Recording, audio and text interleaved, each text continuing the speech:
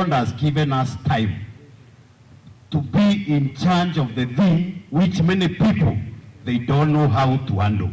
Na mimi nataka niwaambie asanteni sana, Mwenyezi Mungu awabariki.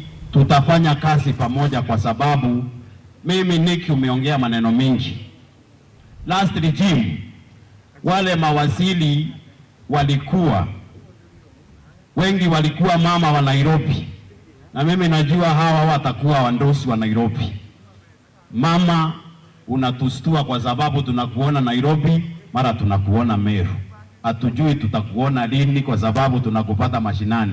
So I want to encourage our chief officers, our CCs, that Meru must be happy kwa sababu mama umeangalia hawa watu ambao sio matajiri, hawana majina makubwa, hawakuwa wanajulikana, ukaamua hawa watu ndio watapeleka Meru pamoja na wewe mbele. Kwa sababu asanteni sana, mimi naomba Mwenyezi Mungu aendelee kutulinda. Na sisi tuko na maono ya miaka 10. Ukifanya kazi, fanya mpaka 2032 huko. Hatuangalii 2027, tunaangalia 2032.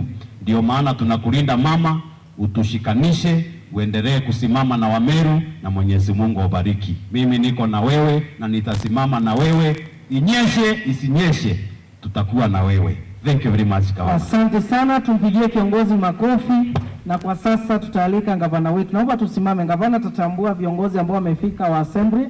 Kwa hivyo kwa sasa naomba tumualike gavana wetu, ataarika viongozi, atawatambua viongozi ambao wameweza kufika. Makofi tunapomwalika gavana wetu katika ulingo. Mswahili husema msafiri ni aliye pwani, na sasa amefika pale ufuoni.